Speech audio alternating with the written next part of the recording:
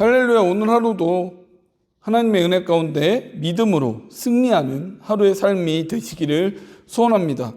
우리는 지난주까지 바울 서신 총 4번에 걸쳐서 우리가 함께 배워봤습니다. 바울 서신에는 크게 우리가 다시 한번 반복해서 살펴보자면 바울 서신은 총 13권으로 우리 교리서신 6권의 교리서신과 4권의 욱중서신과 3권의 목회서신으로 구성이 되어져 있다라고 말씀을 드렸습니다. 오늘은 특별히 우리 무엇에 대해서 살펴보고자 하느냐? 오늘은 우리 공동서신에 대해서 한번 살펴보고자 합니다. 공동서신은요, 우리 히브리서, 야고보서, 베드로, 전후서, 요한 1, 2, 3서, 유다서까지가 우리 공동서신입니다. 그런데 오늘은 우리 공동서신 중에서도 히브리서, 야고보서, 베드로, 전후서, 유다서까지 우리가 한번 좀 살펴보려고 합니다. 왜 요한 1, 2, 3서는 빼냐? 다음 주에 우리 요한 계시록을 함께 살펴볼 때에 이 요한 1, 2, 3서와 함께 요한 서신을 해서 우리가 살펴보고자 합니다. 그래서 조금 요한 1, 2, 3서를 뺐고요. 이 공동서신은 총 이렇게 8권으로 구성이 되어져 있다라고 보시면 됩니다. 그래서 우리가 공동서신의 구성을 보면요, 첫 번째로는 무엇이냐? 히브리서, 그 다음에 야고보서, 베드로, 전후서, 죄송합니다. 베드로, 전후서, 그 다음에는 요한 1, 2, 3서, 유다서, 이렇게 총 8권으로 구성이 되어져 있다라고 우리가 보시면 되겠습니다. 그래서 특별히 오늘은 이 히브리서와 야고보서와 베드로, 전후서와 유다서를 중심으로 우리가 이 가운데 말씀을 한번 조금 살펴보면서 이것을 조금 더 집중적으로 연구해 보는 시간들을 우리가 갖도록 하겠습니다. 특별히 우리 히브리서입니다. 히브리서의 저자는 누구냐? 어떤 사람은 사도 바울이다, 누가다, 아볼로다, 아니면 여러 의견들이 많습니다. 그런데 이 서신을 보면 히브리서는 특별히 우리 다른 서신들은 보면 이 보내는 사람의 이름이 그 가운데 명시가 되어져 있죠. 나 바울은, 나 야고보는, 나 베드로는 이라고 해서 이렇게 다 그 이름이 명시가 되어져 있는데요. 특별히 우리 히브리서의 말씀의 시작은 수신자가, 이렇게 편지를 쓰는 사람의 이름이 명시가 되어져 있지 않다라는 것으로 우리가 봤을 때에 저자는 누가 썼는지는 우리가 불분명하다라고 해서 하여튼간 이런 교훈을 가지고 썼지만 불분명하다라는 것으로 우리가 보시면 됩니다. 그래서 특별히 우리 이제 이런 기준들을 가지고 그렇다면 저작 연대는 언제냐라고 보면 우리가 AD 65년에서 70년경, 즉 이때는 어떤 때입니까? 로마에서 그리스도인들이 박해를 받고 이런 박해가 로마의 지배 아래 있는 주변의 소아시아 지역이나 이스라엘 지역까지 이렇게 퍼져나가는 이런 환경 가운데 이제 박해, 또한 신앙적인 혼란, 여러 가지의 그런 상황들이 있는 이러한 시대적인 상황이다라고 우리가 보시면 되고요. 그래서 특별히 65년부터 70년까지의 이런 기록 연대를 우리가 추측해 볼 수 있는 것은 10장 32절로 34절에 나와 있는 말씀 때문입니다. 여기 보면 전날에 너희가 빛을 받은 후에 고난의 큰 싸움을 견디어낸 것을 생각하라. 혹은 비방과 환난으로서 사람에게 구경거리가 되고 혹은 이런 형편에 있는 자들과 사귀는 자가 되었으니 너희가 갇힌 자를 동정하고 너희 소유를 뺏기는 것도 기쁘게 당하는 것은 더 낫고 영구한 소유가 있는 줄 알미라라고 말씀하고 있습니다. 여기 보면 고난의 큰 싸움을 견디어낸 것, 그 다음에 비방과 환난으로서 사람들에게 구경거리가 됐다. 그러니까 즉 이 말은 뭡니까? 많은 사람들이 이제 기독교인들, 그리스도인들을 비방하고 이 속에서 환난을 주었다라는 것을 봤을 때에 이때가 가장 박해가 극심했던 이때가 히브리서가 지어졌던 때였구나라는 것을 우리가 볼 수 있게 됩니다. 그렇기 때문에 히브리서부터 유다서까지의 공통적인 시대적인 배경은 어느 때를 하고 있느냐? 박해를 받았던 이러한 때, 그리고 거짓 교사와 이단의 위협 가운데서 이단의 유혹이 가장 극심했던 이때의 말씀이 지어졌다라고 보시면 됩니다. 그래서 수신자는 누구냐? 박해나 신앙적인 혼란 등으로 유대교로 회귀하려고 하는 유대 출신의 그리스도인들입니다. 그러니까 유대인인데 그리스도인으로서 예수 그리스도를 믿는 이러한 상황 속에서 이제 뭐예요? 박해는 단순히 어떤 외부적인 박해도 있었습니다. 로마의 나라적인 박해도 있지만 종교적인 박해도 있었어요. 유대교로 인한 박해가 있고요. 또한 이것으로 인해서 또한 잘못된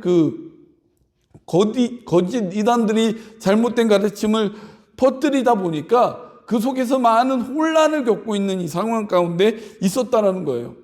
이런 상황 속에서 이 당시의 사람들이 이러한 상황들을 좀 벗어나고자 다시 유대교로 돌아가려고 하는 그런 부분들이 있었다라는 거예요. 그래서 이 부분들 속에서 이 히브리서 이 저자는 이러한 속에서도 그리스도인들이 이 믿음을 가지고 끝까지 견디며 이기며 나갈 것에 대한 부분들을 지금 알려주기 위해서 히브리서를 썼다라고 우리가 보시면 됩니다. 그래서 우리가 이 가운데서 내용과 강조점을 한번 살펴보면 첫 번째는 어떤 부분이 강조가 됐느냐? 그리스도의 우월성이 강조가 됩니다. 그래서 계속해서 이제 이런 부분들이 나와요. 1장부터 2장까지는 천사보다 뛰어나신 하나님의 아들 예수 그리스도, 그 다음에 3장 1절부터 4장 13절까지는 모세보다 뛰어나신 구원자 예수로서의 이런 부분들이 말씀 가운데 나오고요. 세 번째는 레위 제사장들보다 뛰어나신 대제사장 예수 그리스도에 대해서 4장 14절부터 7장 28절까지 증거되어져 나옵니다. 천사보다 뛰어나신 하나님의 아들 예수, 영적인 존재, 그 사람보다 우월하다라고 조금 생각하고 그들이 평가했던 존재고요. 모세는 누구입니까? 위대한 영도자입니다. 그들을 구원의 자리로서 애굽에서 인도하여낸 자가 바로 모세잖아요. 그러니까 예수 그리스도의 오심과 이루심과 그의 사역과 역사하심은 모세보다 더 뛰어나다라는 것을 이 가운데 알려주고자 했다라는 거예요. 그러면서 이제 그것과 함께 무엇을 강조합니까? 레위 제사장들보다 뛰어나신 대제사장 예수 그리스도를 이 가운데 강조하고 있다라는 겁니다. 레위 제사장들은 누구예요? 특별히 하나님의 성소에서 제사를 드리고 그 가운데 그 제물로 희생 제사를 드릴 수 있는 권한과 기준을 가진 사람이 제사장이죠. 아무나 제사를 드릴 수는 없습니다. 제사장들을 통해서 제사장들이 그 희생 제물을 불태우고 그 다음에 빠고 이런 부분들을 통해서 하나님 앞에 올려드림으로 인해 이러한 하나님께서 받으시는 제사가 되는데, 이 레위 제사장들보다 뛰어나신 대제사장 예수 그리스도를 말씀을 하는데요. 그런데 보면 4장 14절로 16절에 이렇게 말씀하고 있습니다. 그러므로 우리에게 큰 대제사장이 계시니 승천하시니 곧 하나님의 아들 예수시라. 우리가 믿는 도리를 굳게 잡을지어다. 우리에게 있는 대제사장은 우리의 연약함을 동정하지 못하시리가 아니요 모든 일에 우리와 똑같이 시험을 받으시니로되 죄는 없으시니라. 그러므로 우리는 긍휼하심을 받고 때를 따라 돕는 은혜를 얻기 위하여 은혜의 보좌 앞에 담대히 나아갈 것이니라 라고 말씀을 합니다. 예수님을 표현하기에 무엇으로 표현합니까? 큰 대제사장이래요. 이거는 어떤 말과 같아요? 역전 앞과 같은 말이잖아요. 역전 앞은, 역전이라는 건 역의 앞을 의미하는데 역의 앞이래요. 그 앞일까요? 역 앞을 가리켜서 우리가 역전 앞이라고 하는데 그것과 비슷하게 큰 대제사장이라는 겁니다. 왜 큰 대제사장이라고 설명을 하였을까요? 이것은 이 대제사장보다 더 위에 계신 분이다라는 것을 강조하기 위함에 있다라는 거예요. 이 대제사장은 누구를 통해서? 가문의 혈통을 통해서, 인간의 혈통을 통해서 이렇게 세워진 그 대제사장, 레위 지파 가운데 세워진 대제사장이지만 하나님이 그 세우신 예수 그리스도, 지금 이 대제사장은 무엇을 할 수 있습니까? 제사를 드림으로 그들의 그 죄악을 하나님 앞에로 상납함으로 인하여서 그들의 죄의 문제를 이 희생 제물을 통해 해결하도록 하는 그러한 역할을 감당하는 자가 바로 이 대제사장이고요. 제사장들이 이런 역할들을 감당하잖아요. 그런데 큰 대제사장, 인간의 육신으로 입고 오신 분이 아닌 하나님께서 친히 보내신 이 그 대제사장은 매번 그때마다 그 하나님 앞에 나아갈 때마다 제사를 드리는 부분들이 있어야 되지만 예수님께서 이루신 것들은 하나님 앞에 단번에 그 드리심으로 인하여서 긍휼하심과 은혜로 말미암아 하나님 앞에 나아갈 수 있는 담력을 얻게 되었다라는 거예요. 이 큰 대제사장이라고 표현한 것은 인간의 몸으로 입고 오신, 인간의 기준으로 세워진 제사장이 아닌 하나님께서 친히 인류에게 구원과 영생을 이루어 주시기 위해서 희생 제물로 오신 분임을 표현하기 위해서 큰 대제사장이라는 표현이 이 가운데 되어져 있다는 겁니다. 그러면서 이제 그 이후에 8장 1절부터 10장 18절까지의 말씀은 옛 언약을 이렇게 제시하고요. 제사를 제시하면서 이것보다 뛰어난 새 언약의 대제사장. 이제 이 모든 것들은 파기가 되어지고 예수 그리스도가 이 속죄 제물로 오심으로 인하여 구원을 이루었다라고 하는 이 내용이 이 가운데 담겨져 있다라는 겁니다. 그러니까 즉 1장부터 10장 18절 말씀까지는 어떤 부분이요? 그들이 바라보는 기준보다 천사나 모세나 레위의 제사장들이나 또한 그들이 지키는 언약이나 제사보다 뛰어나서 그 가운데 온전한 영생과 구원을 단번에 이루어 주신 희생 제물이 되어 주심으로 이루어 주신 분임을 이 가운데 강조하고 있다라는 겁니다. 그러면서 이제 이렇게 강조하면서 이후에 나오는 말씀이 뭡니까? 이후에 나오는 내용과 강조점은 그렇기 때문에 이러한 뛰어나신 그리스도를 믿는 우리가 인내하는 믿음을 가지고 그에 합당한 신앙생활을 해야 된다. 왜요? 소망을 주셨기 때문에. 무엇으로? 예수님께서 십자가에 못 박혀 죽으심으로 우리에게 참 소망을 주셨기 때문에 이러한 소망을 바라보면서 인내하는 믿음과 함께 어떻게 해요? 그에 합당한 신앙생활을 하는데 인내하는 믿음에 합당한 신앙생활은 무엇이냐? 첫 번째는 소망을 굳게 잡으라는 거예요. 10장 19절로 39절 말씀 중에서 특별히 10장 23절과 24절, 25절 말씀에 보면 또 약속하신 이는 미쁘시니 우리가 믿는 도리에 소망을 움직이지 말며 굳게 잡고 서로 돌아보아 사랑과 선행을 격려하며 모이기를 피하는 어떤 사람들의 습관과 같이 하지 말고 오직 권하여 그날이 가까움을 볼수록 더욱 그리하자라고 말씀합니다. 세 가지 강조하는 게 뭐예요? 그 믿는 도리의 소망을 움직이지 말고, 그러니까 끝까지 흔들리지 말고, 어떠한 박해가 오고 어떠한 시련이 오든지 그 속에서 흔들리지 말고, 왜냐는 질문이 이 가운데 들어가야 돼요. 왜? 예수 그리스도가 구약에 이루어졌던 옛 언약의 그런 제사의 부분들을 파기시키시고 친히 희생 제물이 되어 주심으로 우리가 구원과 영생을 얻었기 때문에, 우리가 그것을 믿는 자들은 진정한 그 천국에 들어갈 수 있는 자격을 얻는 자이기 때문에, 이러한 부분들로 인해서 우리가 흔들리지 말고 서로 돌아보아서 하나님 안에서 얻은 사랑과 선행, 사랑이라는 것은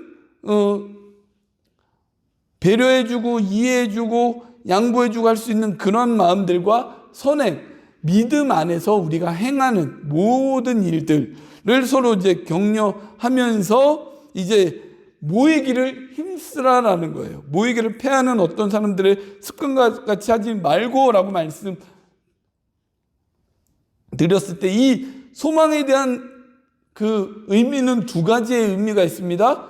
첫 번째는 우리가 죽었을 때에 천국과 영생을 간다라고 하는 이런 소망과 함께 다시 이 땅 가운데 오실 예수 그리스도에 대한 재림의 소망이라는 거예요.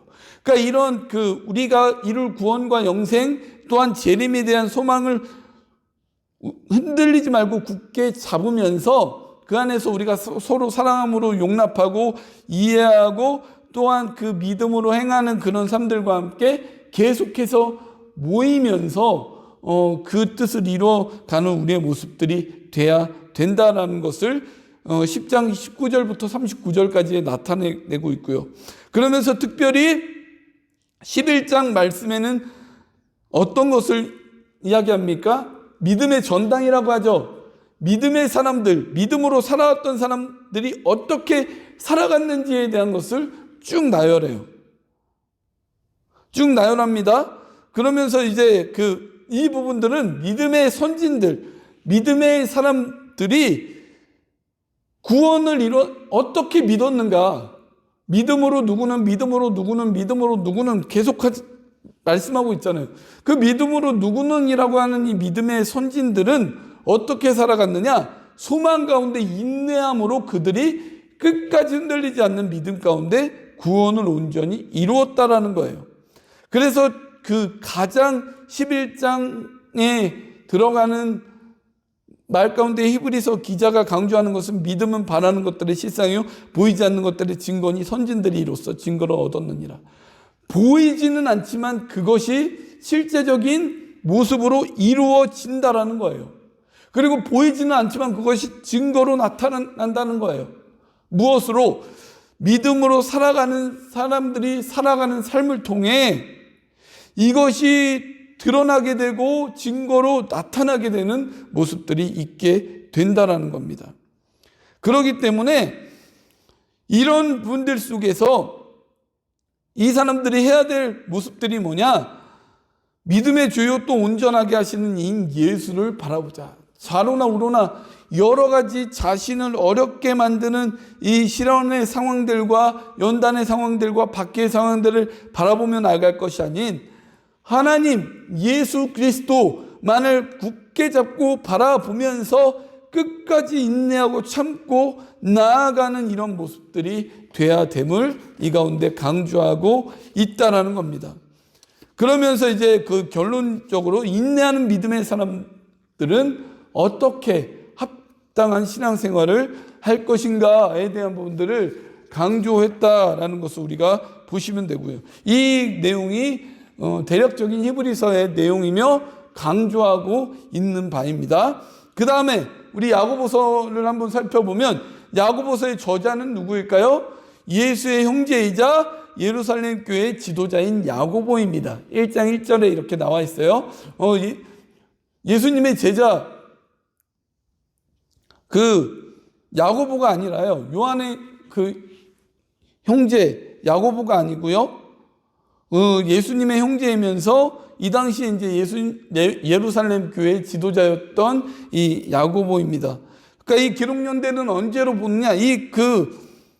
이 기록연대에 대한 부분들은 여러 가지 주장이 있습니다. 뭐 AD 40년 말이다라고 하는 이 주장과 야고보가 이제 AD 62년에 그 순교하거든요. 그러니까 순교 당하기 이전에 쓴 책이다라고 그 두 가지의 주장이 있는데 아마도 많은 그 주장하는 사람들이 아마 이 야고보서는 야고보가 순교 당할 즈음인 AD 62년 이 이전으로 보는 것이 더 합당하다라는 이 주장들이 많아서 이제 AD 62년 이전으로 이렇게 바라봤고요. 그러면 수신자는 누구냐? 디아스포라 유대의 그리스도인입니다. 디아스포라는 뭐냐면 박해로 인해서 각 지역에 흩어져 있는 이러한 그 그리스도인이에요. 언제부터 박해가 일어났었어요? 먼저는 사도 바울을 통해서 박해가 일어났고요. 그러면서 이제 디아스포라 유대인이 생겨났고요. 이제 이 사도 바울이 복음을 전했을 때에는 내부적으로는 유대교, 외부적으로는 로마에 의한 박해로 인하여서 뿔뿔이 흩어져서 다른 곳에서 신앙생활을 해야 하는 이런 상황 가운데 있었다라는 겁니다. 이 가운데서 쓰여진 그 책이라는 거예요. 그래서 이 야고보서는 좀 서신, 편지 같은 느낌이 아니라 설교 같은 느낌을 많이 준다라고 해야 될까요? 그런 부분들이 있습니다. 그래서 우리가 내용 및 강조점을 좀 보게 되면 그리스도인들이 신앙적으로 어떻게 이렇게 살아갈 것인가에 대한 부분들을 강력하게 강조하고 있다는 거예요. 그래서 108절 중에 54절, 즉 절반이 명령형으로 되어 있습니다. 이런 명령형은 뭐예요? 해라 하지 말아라 라고 하는 이러한 부분들이 이 가운데 강조가 되어져 있다는 겁니다. 그러니까 즉 흔히 이 야고보서는 로마서하고 상충되고 반대된다라는 그 의견이 많습니다. 왜요? 이 야고보서가 강조하는 건 뭐예요? 행함이에요. 그런데 중요한 것은 그 로마서와 반대되는 것이 이 야고보서가 아니라 야고보서도 강조하고 있는 것이 믿음으로 구원을 받는다. 하지만 믿음으로 구원을 받지만 그것이 어디서? 삶에서 행함으로 나타나야 된다라는 것을 더욱더 가르쳐주고 있다라는 거예요. 그런데 이 디아스포라 유대인들, 이 유대 그리스도인들에게 나타난 것들은 뭐냐면 유대교 동족들의 핍박으로 인한 시련이 옵니다. 그들은 어떤 부분들을 강조해요? 할례를 강조해요. 그들이 따르는 이제 유대 절기를 강조합니다. 또한 그들의 어떤 그 기준을 강조해요. 그러면서 그것들을 이행해야만 구원이 있다라고 하는 부분들이 있는데 지금 여기서의 강조하고 있는 구원의 관점은 뭡니까? 예수 그리스도를 믿음으로 구원을 얻는다라고 하다 보니까 그 속에서 외부적으로 계속 유대교로 인해서 그들이 핍박을 받습니다. 그러니까 이렇게 어떻게 잘못된 믿음의 걸음을 이들이 걸어갈 수 있게 된다는 거죠. 행한 것이 아니라 형식적으로 그냥 믿으면 구원받아. 믿으면 구원받죠. 그런데 우리가 모순된 게 뭐냐면 믿으면 구원을 받지만 이게 믿으면 구원받는 게 다가 아니라는 거예요. 믿는 사람답게 우리가 어떻게 행동하느냐에 대한 부분들이 있어야 된다는 거죠. 그리고 그 안에 교회 안에서는 어떤 부분들이 있어요. 차별과 다툼과 분쟁과 적당히 세상과의 타협. 왜? 박해를 피하고자 세상의 문화들을 유입하여서 그런 기준 가지고 이제 그 세속화되는 그런 부분들 속에서 자꾸 그 타협하는 부분들이 있습니다. 그렇기 때문에 제일 첫 번째로 이 야고보서가 강조한 것들이 있다면 그것이 뭐냐면 시험에 대한 성도의 바른 자세라는 거예요. 그러니까 지금 야고보서를 썼을 때에 자기를 소개한 것 이후에 먼저 강조한 게 뭐예요? 내 형제들아 너희가 여러 가지 시험을 당하거든 온전히 기쁘게 여기라는 거예요. 시험, 박해와 시련과 어려움을 당하고 있는데 왜 그들이 이런 기쁘게 여기냐? 이것은 이 시련은 믿음의 시련은 인내를 통해서 온전함을 이루게 되는 부분들이 되기 때문에 이런 시험을 기쁘게 잘 감당하라라고 얘기하는 거죠. 그런데 이 시험이요, 어디서 오느냐? 13절로 18절 말씀인데요. 시험의 원인은 사람의 내부의 욕망에서부터 나타나는 것이고요. 좋은 은사와 선물은 하나님으로부터 내려오는 것이다라고 강조를 합니다. 그래서 뭐예요? 1장 14절부터 15절까지의 말씀에는 오직 각 사람이 시험을 받는 것은 자기 욕심에 끌려 미혹됨이니 욕심이 잉태한즉 죄를 낳고 죄가 장성한즉 사망을 낳느니라. 시련과 유혹을 잘 구분해야 된다라는 거예요. 그러니까 유혹은 뭐의 발현이에요? 죄의 발현입니다. 그런데 죄라는 것의 중심에는 누가 있어요? 자기가 있어요. 욕심이 잉태한즉이라고 해요.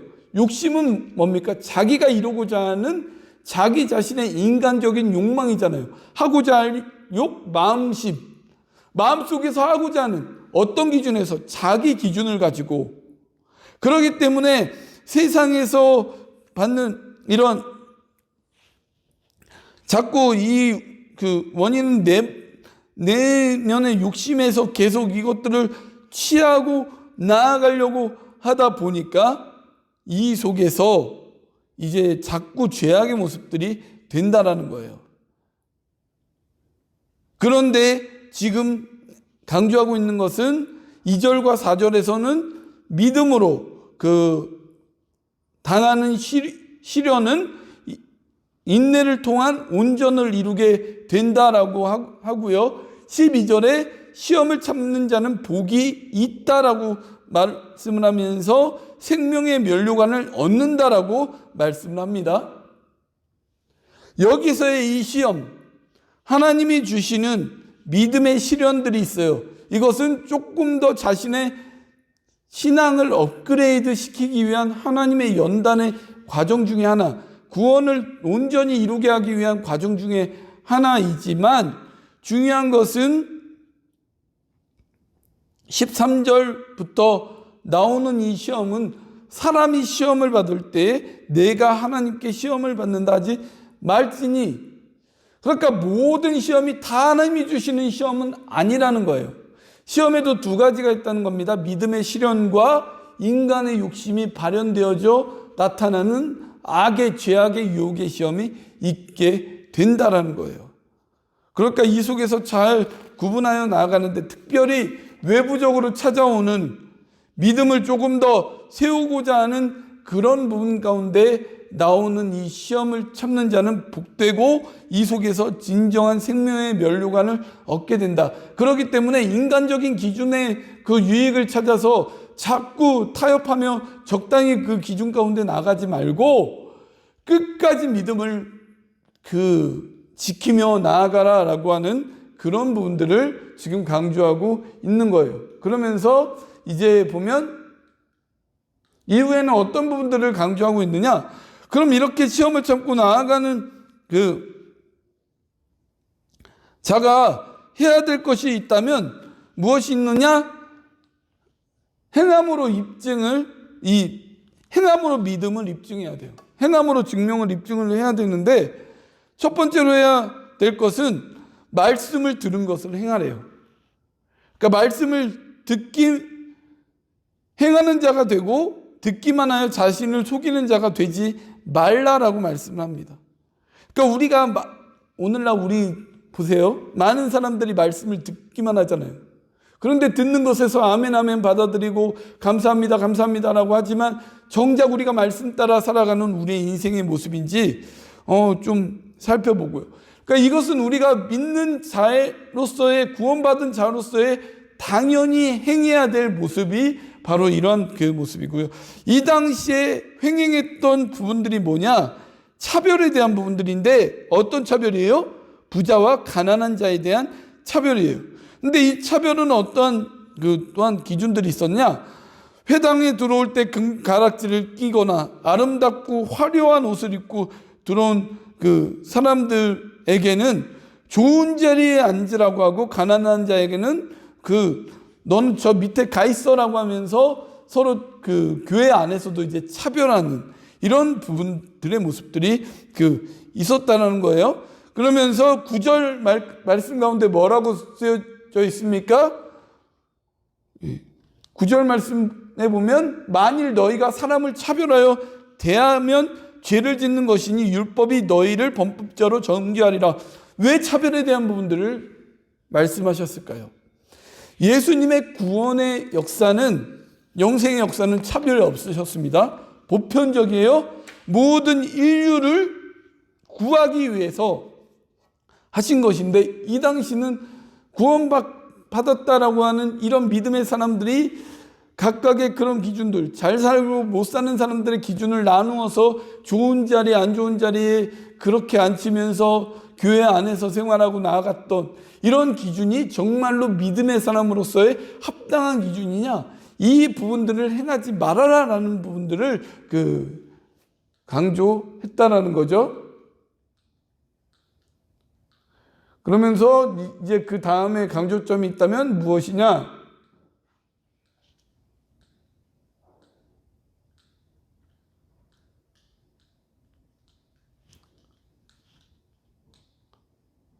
네, 다시 행함으로 이제 입증해야 할 그 믿음으로서, 행함이 없는 믿음은 죽은 것이다.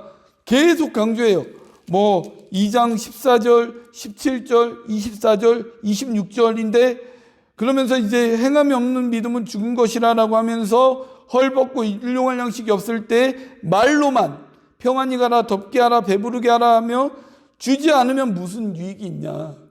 말로 암만 해봐야 유익함이 없고 얻는 것이 없지 않냐. 직접적으로 주고 베풀어야 그것이 있지 않느냐. 그것처럼 너희가 아무리 믿습니다, 내 입술로 구원받았습니다라고 외쳐도 그것을 증명하는 삶을 통해서 이 구원을 더 온전히 이뤄라라고 지금 강조하고 있습니다. 그러면서 이제 이것 가운데 대표적으로 이것을 증명할 수 있는 것의 하나가 뭐냐면 말이라는 거예요. 말. 가장 실수가 많은 게 뭘까요? 가장 죄를 많이 짓는 게 뭘까요? 마음의 생각이나 그런 그 기준들도 죄를 많이 짓지만 입술로 사람이 가장 많이 죄를 지어요. 그러니까 다른 사람을 저주하기도 하고, 우리가 뒷담화라고 하죠. 뒷말을 하기도 하고, 또한 욕하기도 하고. 이 말은 그 사람의 인격입니다. 언어는 그 사람의 인격이에요. 그 사람의 수준입니다. 아무리 많이 뛰어나게 배우고 익힌들 뭐합니까? 그 사람의 입에서 거친 말이 나오고 욕이 나오고 남을 저주하는 말이 나오면 그 사람의 인격의 수준은 그것밖에 되지 않는다라는 거예요. 특별히 믿는 자의 입술에는 무엇이 나와야 돼요? 하나님을 향한 찬양이 나와야 되고, 하나님을 높여드리는 것이 나와야 되고, 남을 세워주고 남을 유익하게, 구원에 유익하게 하는 그런 말의 언어들이 나와줘야 되는데, 오늘날 많은 사람들, 이 당시에도 그렇지만 오늘날 많은 사람들이 말로써 이러한 유익들을 구하느냐? 그렇지 않다라는 겁니다. 그렇기 때문에 말로써 이런 믿음의 모습들을 보여라라고 강조하고 있는 거고요. 또한 이제 이러한 행함으로 입증해야 될 것은 세속주의에서 지킬 것들. 그러니까 위로부터 난 지혜. 그러니까 사람이 그런 어떤 능력의 지식으로부터 오는 지혜가 아니라 위로부터 나는 지혜로 이제 선행으로, 그 다음에 어떤 지혜의 온유함으로 그 행함을 보여줘야 되는데, 이 지혜를 통해 나타나는 것은 성결하고 화평하고 관용하고 양순하고, 그러니까 어질다라는 거예요. 관용은 포용한다는 거죠. 화평은 바른 관계, 성결은 거룩하고 깨끗한 거, 긍휼은 어떤 긍휼의 용서하는 이런 불쌍히 여기는 이런 마음이고요. 선한 열매가 가득 되어진다는 겁니다. 열매로 나타나게 된다는 거예요. 그리고 편견과 거짓이 없이 정직과 진실함으로 살아가며 나타나는 나게 된다라는 거죠. 그 다음에 어떤 부분이요? 세상과 벗하지 말고 정욕을 구하지 말 것. 세상과 벗한다는 건 뭡니까? 세상의 유혹, 문화, 흐름에 대한 부분들을 따라가는 것. 그 다음에 정욕은 자신이 무엇인가를 하고자 하는, 세상에 살아가는 그 정이라는 것은 살아가는 데서 계속되어져서 이어져 와서 자기와 끈끈이 연결되어진 침전물과 같은 것이 정이라고 한다면, 욕이라는 것은 자기가 어떤 것을 취하고 갖고자 하는 그런 욕구들, 욕망들, 마음들, 이것이 욕이라고 했을 때에 정욕, 세상에서 계속 이어져서 이것이 당연히 내 속에서 이루어지는 것 같은 어떤 이런 부분들과, 그 다음에 욕, 내가 추구하고자 하는 이런 부분들, 이것은 다 어디서부터 비롯된 거예요? 자기 자신, 자기 중심에서 비롯되어진 것인데, 이것은 하나님과 원수되는 것으로 죄악의 모습들이 있게 되는 것입니다. 그래서 이제 그 후에 어떤 부분이요? 세속주의적인 그 부분들 속에서 믿음을 지켜야 되는데, 비방함과 허탄한 생각을 많이 한다는 거예요. 비방은 남을 판단해서 정죄한다는 거예요. 즉 자기 기준에서 옳고 그름에 대한 부분들을 판단해 가지고 율법 그 기준으로 판단하고, 또한 나는 이런데 너는 왜 그렇게밖에 못하느냐라고 하는 그런 어떤 믿음과 자신의 그 율법의 그 기준 속에서 남을 판단하는 부분이 있는데, 12절 상반절에 보면 입법자 재판자는 오직 한 분이시니 능히 구원하기도 하시며 멸하기도 하시느니라. 어떤 기준으로 이들이 판단한다는 거예요?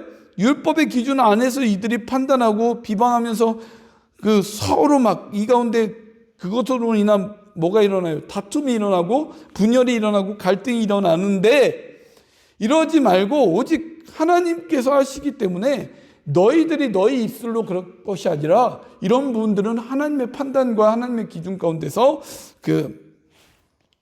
세워라라고 하는 거고요. 그 다음에 부한자들에게 주는 그 경고입니다. 그러니까 부자가 잘못되었다라는 게 아니라 세상에 자기의 것들을 쌓아놓는 자가 잘못됐다라는 겁니다. 그러니까 이 재물도 무엇을 위해? 하나님 나라의 영광과 확장을 위해서 쓰라는 거죠. 그러니까 재물이요, 내가 얻는 것 같지만 하나님이 주시는 겁니다. 우리가 흔히 11조를 드리잖아요. 11조를 드리는 것은 어떠한 고백이 되냐? 소유권 인정과 사용권을 인정하는 거예요. 소유권은 뭐예요? 이 열의 다 하나님 것입니다 라는 것을 열의 하나를 드림으로써 이것이 하나님께서 나에게 주신 것입니다를 인정하는, 이것이 되는 거고요. 더 나아가 이것을 하나님의 영광과 하나님 나라 확장을 위해, 주와 복음을 위해 쓰겠습니다 라고 하는, 내 것이 아니기 때문에 하나님이 주신 것이기 때문에 하나님의 영광을 위해서 쓰겠습니다라고 하는, 그것이 11조를 통해 나타나는 고백이 된다는 겁니다. 그러니까 우리가 11조를 드리는 이유와 목적도 그렇게 바라봐야 되는데, 중요한 것은 이 당시에 많은 사람들이 재물을 자기 배를 채우기 위한 그런 기준들로 나타났기 때문에, 야고보 사도는 이 말씀을 통해서 부한자들에게 이러한 그 경고의 메시지를 하고 있다라는 거예요. 그리고 그 다음에 또한 어떤 부분들을 강조합니까? 고난 중에 인내할 것. 그래서 끝까지 이제 뭐예요? 너희도 길이 참고 마음을 굳건하게 하라. 주의 강림이 가까우니라. 형제들아, 주의 이름으로 말한 선지자들을 고난과 오래 참음으로 의 본으로 삼으라. 인내하는 자를 우리가 복되다 하나니 욥의 인내를 들었고 주께서 주신 결말을 보았거니와 주는 가장 자비하시고 긍휼히 여기시는 이시니라. 마음을 굳건히 하라는 거예요. 왜 인내하라고 합니까? 고난 중에 왜 인내하라는 거예요? 예수님의 오심이 가까울 거니까 너희가 참고 견뎌라. 그 참고 견딤의 예시를 든 것이 바로 욥이라는 인물이에요. 욥은 그런 자기가 받는 시련과 연단 속에서도 끝까지 참고 인내함을 통해서 어떤 축복을 얻습니까? 갑절의 축복을 얻죠. 모든 재물의 갑절의 축복을 얻어요. 잃었던 10명의 자녀들을 얻습니다. 그런데 자녀는 20명이 아니라 10명이에요. 왜 욥의 자녀는 10명이었을까요? 이것은 20명을 준 것이나 마찬가지입니다. 왜요? 이 10명의 자녀들은 이미 하나님의 품에 가 있다라는 것을 전제했을 때에 영생으로 누릴 복을 얻은 이러한 그 자녀의 축복을 얻었고, 육신에서 또 다른 자녀의 축복을 얻었던 얻는다는 기준들로 봤을 때 이것도 2배의 축복이다라고 우리가 볼 수 있죠. 이렇게 인내하며 참고 나아가는 자를 통한 하나님의 축복의 역사가 있다. 그렇기 때문에 지금 이 시대를 살아가는 너희들도 고난을 받고 박해 가운데 살아가지만 참고 견디며 인내하며 나아갈 때 욥이 받았던 것과 같은 복을 누릴 것이다 라는 것을 강조하고 있다는 겁니다.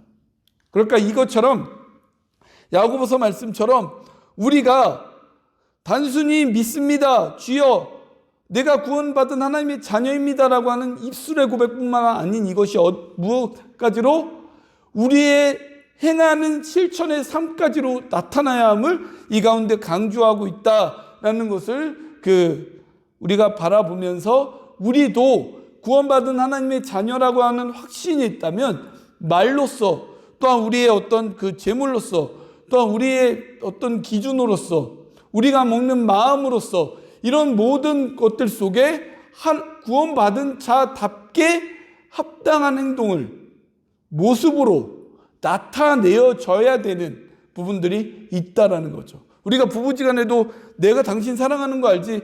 말로만 하면은 진짜 사랑이 느껴집니까? 이것을 무엇인가를 표현을 해야 되잖아요. 뭐 선물을 준다든지 편지를 쓴다든지 뭐 정성 어린 무엇인가로 내가 딱 보여주고 나타내주면 이 사람이 정말 나를 사랑하는구나 느끼는 것처럼 우리도 하나님 내가 구원받은 하나님의 자녀입니다라고 한다면 이것이 우리의 삶 가운데 나타나는 모습이 있어야 된다는 거예요. 그 다음에 베드로 전후서를 우리가 볼 텐데요. 이 베드로 전서의 저자는 사도 베드로입니다. 이 기록 연대는 64년에서 68년이에요. 그래서 4장 12절부터 15절에 이제 근거가 쭉 나와 있습니다. 그리스도인으로 받는 대대적인 박해가 이 가운데 기록되어져 있어요. 그래서 64년에서 68년 이 초쯤에 이 말씀이 지어진 거고요. 그 다음에 이 말씀은 어디에? 소아시아 일대에 사는 모든 성도들, 그러니까 뭐 터키를 중심으로 한 그 지역의 성도들이에요.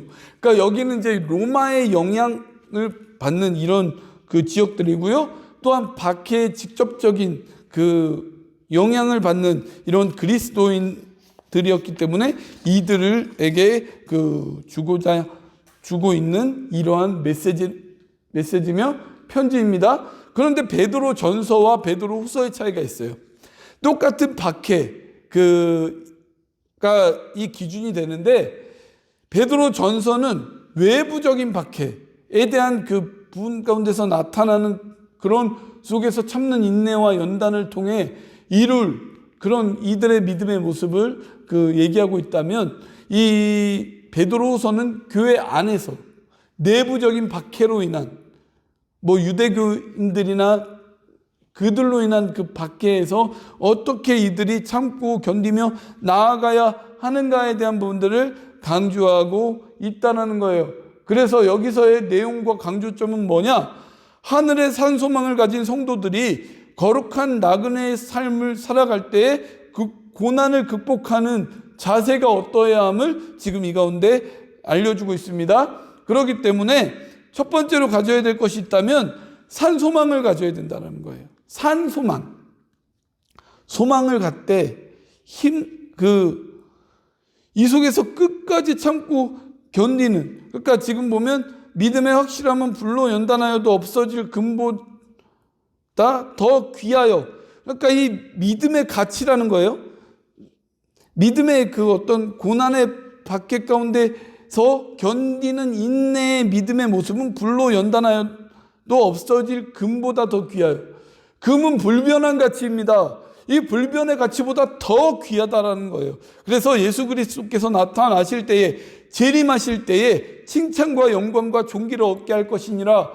인내함으로 지킨 이 믿음은 예수 그리스도의 재림 때에 칭찬과 영광과 존귀, 우리가 그 가운데 얻을 수 있는 모든 그런 것들을 얻게 된다. 그렇기 때문에 예수를 너희가 보지 못하였지만 너희가 이제 사랑하니까 끝까지 기뻐함으로써 이 믿음을 지켜나가라. 이것이 영혼 구원을 받는 것이다 라고 이렇게 하면서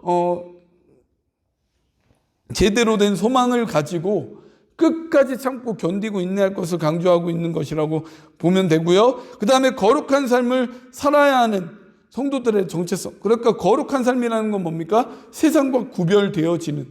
그러니까 지금 박해를 받는 이유가 뭐예요? 로마의 박해를 받는 것은 조금 반대된다. 그들이 정하는 법이나 규칙들을 어기고 막 그런 폭동을 일으키는 그런 부분들로 이들이 생각하고 있다라는 거예요. 근데 이게 폭동을 일으키는 게 아니라 이런 기준들이 하나님의 법과 기준들에 맞지 않는 속에서 이들이 예수 그리스도께 받은 구원을 가지고 믿음을 지키는 것뿐인데, 이러한 기준들을 로마의 외부적인 요소에서는 그들의 반하는 요소다라고 보는 거죠. 그 다음에 이제 또 유대인들도 마찬가지입니다. 유대교와 유대인들도 그들이 생각하는 구원과 그리스도인들이 생각하는 구원의 요소들은 다르다라는 거예요. 예수 그리스도의 영생으로 인하여 십자가의 죽으심으로 인하여 구원을 얻은 것이지만, 유대인들은 이것이 하나님이 우리 가운데 특별히 선택하여 이루어 주신 것으로서 할례와 그들의 기준, 절기와 또한 그들이 정해놓은 기준을 지켜야만 구원을 받는다라고 하는 이런 부분들로 인한 박해가 오는데, 이제 외모로 보지 않고 각 사람의 행위대로 심판하시는 이를 너희가 아버지라 부른즉 너희가 나그네로 있을 때를 두려움으로 지내라. 왜 두려움으로 지내요? 그때 받을 심판, 내가 믿음으로 행하지 않으면 받을 심판을 생각하면서 두려움으로 살아가야 되는데, 어떠한 모습으로 살아갑니까? 택하신 족속, 하나님의 선민이다. 구원받은 우리가 선민이고 왕 같은 제사장들. 우리는 그런 기준들 속에서도 따로 하나님 앞에 온전히 구별되어진 그런 부분들로 우리는 나아가고, 우리는 세상의 가치 기준을 둔 게 아니라 하나님의 소유로서 하나님의 기준의 가치를 둔 자로서 나아가는데, 하나님께서 이렇게 우리를 불러주신 것은 뭐냐?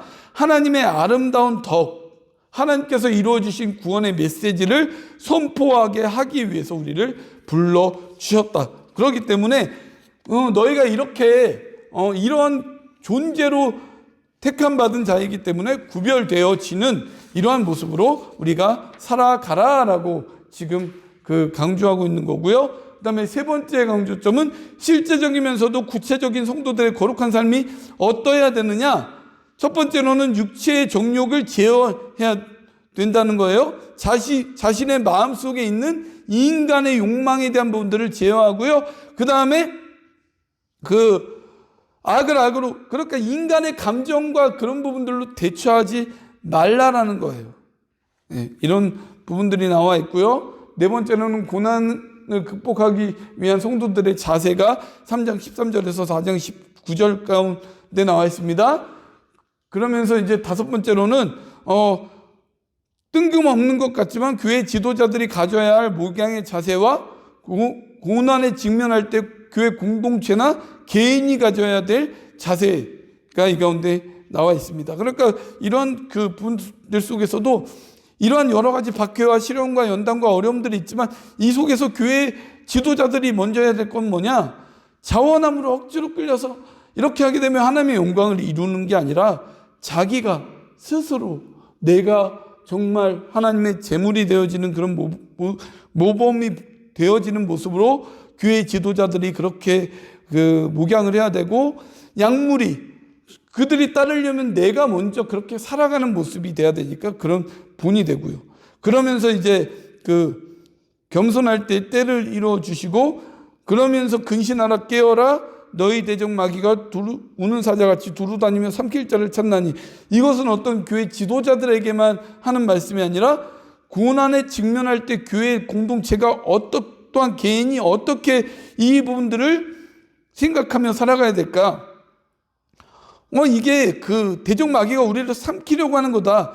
영적인 차원에서의 우리가 싸움이기 때문에 우리가 이 속에서 그런 부분들로 흔들리지 말고 우리의 믿음을 굳게 하면서 계속 인내함으로 참고 견디면서 우리가 하나님의 뜻을 이루어 나가는 믿음을 통해서 승리하며 살아가는 그런 부분들로 지금 강조하고 있는 겁니다. 베드로서는 역시 사도 베드로고요. 64년에서 68년 초반이었다면, 베드로전서는 초반이었다면 후반이고요. 그 다음에 소아시아 일대에 사는 모든 성도들이 이제 이 기준이 됩니다. 이것은 이제 베드로 전서의 말씀에 대한 것들을 우리가 기준해서 우리가 보는 거고요. 네.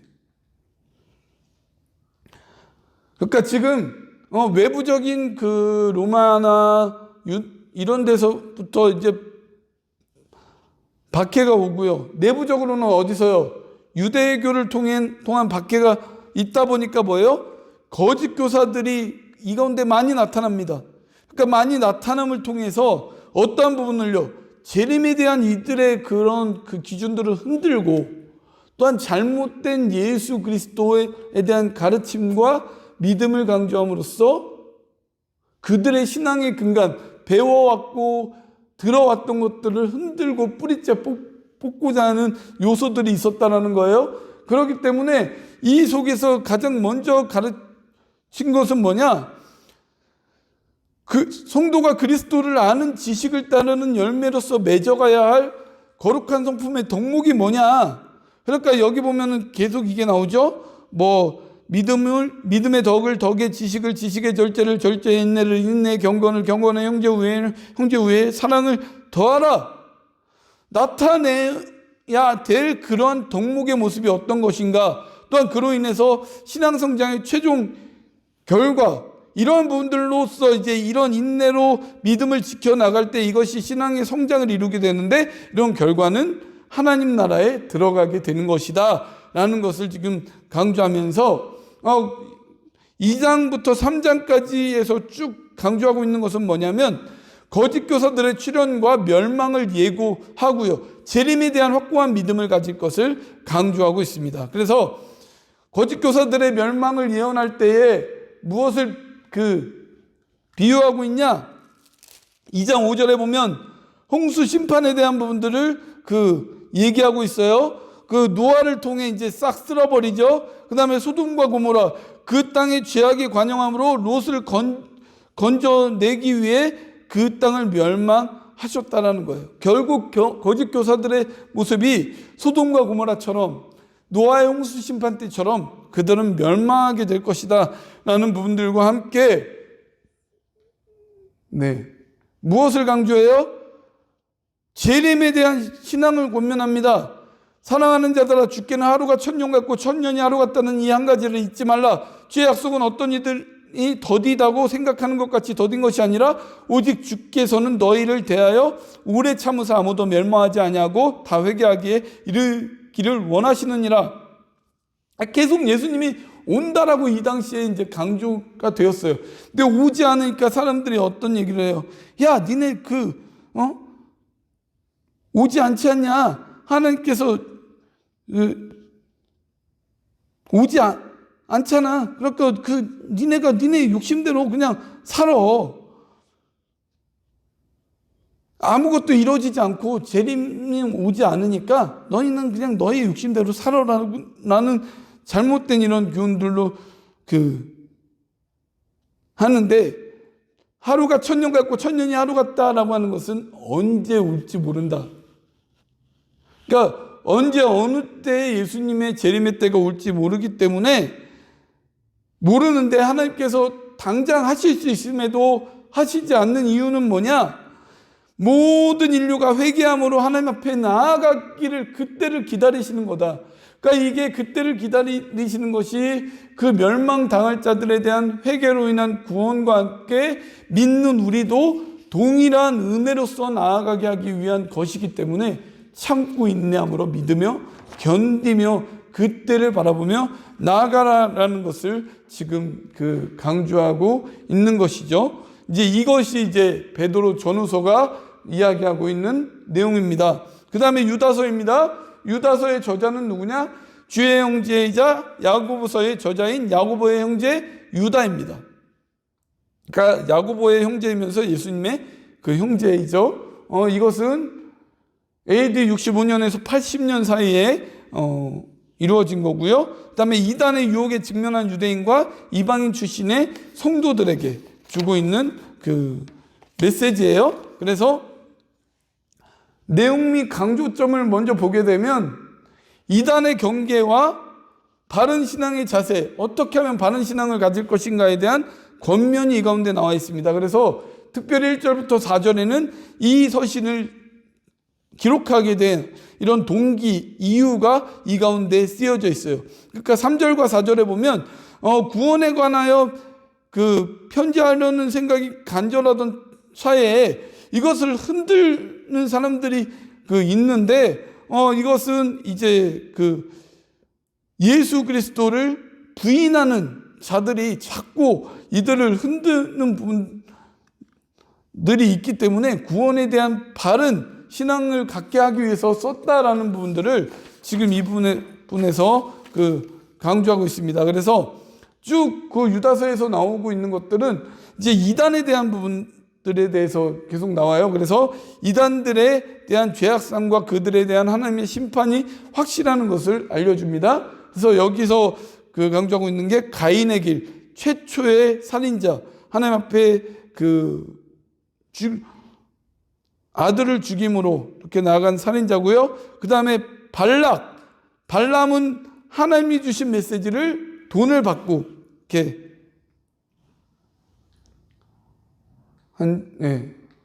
자의 모습이고요. 그 다음에 이러한 모습들 속에서 이단의 경계함으로 가져야 할 성도의 자세가 뭐냐? 믿음 위에서 온전히 세우고 인간적으로가 아니라 성령으로 기도하고 하나님의 사랑으로 우리가 자신을 계속 지키면서 긍휼을 기다리는, 그러니까 딱 지금 맺고 있는 결론이 뭡니까? 참고 인내하고 견디는 것, 이것을 지금 강조하고 있다는 거예요. 이 공동서신의 공통점, 히브리서, 야고보서, 베드로 전후서, 유다서의 공통점은 뭐냐? 이 시기적인 상황이 외부적으로 내부적으로 극심한 박해에 이르는 상황이 있다는 거예요. 이러한 상황 속에서 이들에게 주신 메시지는 끝까지 참고 견디며 인내하고 그 가운데 어떻게 믿음으로 살아가야 할 것에 대한 가르침을 계속적으로 강조하고 있다는 겁니다. 이 속에서 우리에게 그렇다면 주는 교훈은 뭘까요? 이 공동서신이 우리에게 주는 교훈은 뭘까요? 이 당시만 참고 견디며 인내하며 살아가는 믿음을 지키는 것, 이 당시 사람들에게만 국한되는 것일까요? 오늘 우리에게도 필요합니다. 우리가 영원히 이룰 영생과 구원을 우리가 바라보면서 첫 번째로는 천국을 향한 소망을 우리가 바라보며 나가야 되고요. 예수님이 다시 오실 재림의 때를 기다리고 심판대 앞에 설 우리의 모습들을 바라보면서 참고 견디며 인내하며 믿음을 지키며 살아가는 것. 세상의 믿음을 흔들고자 하는 요소들이 너무나도 많습니다. 크게는 코로나라고 하는 이런 요소들도 우리를 무너뜨리고자 하고요. 또한 여러 가지 생활과 사회적인 환경과 문화적인 요소들과 수많은 것들이 우리의 믿음을 흔들고 무너뜨리려고 할 때에 우리가 해야 될 기준의 요소들이 있다면 믿음은 인내함으로 결실을 맺는 것입니다. 구별되어짐으로 결실을 맺어진다는 거예요. 말로 내가 구원받았습니다. 하나님의 자녀입니다. 물론 그런 고백도 있어야 되지만 그러한 고백을 넘어서 정말 이런 세상의 회파, 흐름에 흔들리지 않고 무엇이 하나님이 원하시는 것인가?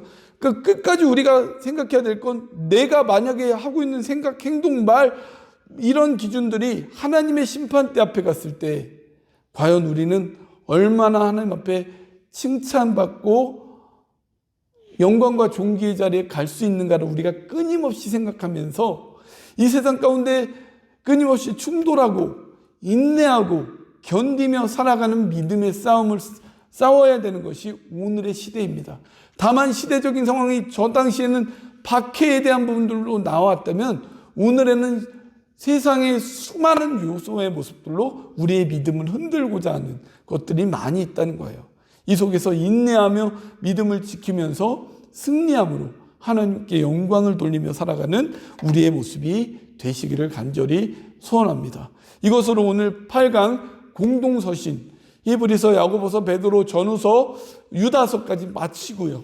다음 주는 이제 마지막 우리가 성경 공부 시간이 될 텐데요. 요한 1, 2, 3서와 요한계시록, 요한서신을 우리가 보면서 구속사적인 관점으로 결론을 맺고 다음 주에 성경 공부를 마무리하도록 하겠습니다. 이것으로 오늘 우리 공동서신을 마치고요. 한 번 더 이 공동서신을 좀 읽어보시면서 이 가운데 하나님께서 주시는 메시지와 교훈과 은혜를 얻는 우리의 모습이 되셨으면 좋겠습니다. 기도하겠습니다. 하나님의 귀한 은혜 감사함을 드립니다. 세상의 수많은 요소가 우리를 무너뜨리고 넘어뜨리고 우리의 믿음을 좌절시키고자 하는 요소들이 많지만 정말 이 공동서신의 저자들이 강조했던 것처럼 이러한 시대적인 세상적인 요소 속에서도 인내함으로 참고 견딤으로 우리의 믿음을 지키며 세워나가는 모습을 통해 하나님의 심판대 앞에 섰을 때에 정말 칭찬과 영광과 존귀의 자리로 우리가 나아가며 또한 우리의 구원을 우리의 행함으로 우리의 삶의 모습으로 이루며 나갈 수 있는 우리의 모습이 될 수 있도록 끝까지 참고 견디며 인내하는 믿음 가운데 하나님께 영광을 돌리는 우리의 믿음이 될 수 있도록 우리를 지켜주시고 인도하시고 함께하여 주옵소서. 귀하신 하나님의 은혜에 감사함을 드리며 다음 시간까지도 우리를 지켜주시고 함께하여 주시기를 소원하오며 이 모든 말씀 우리를 구원하여 주신 예수님의 이름으로 기도하옵나이다. 아멘.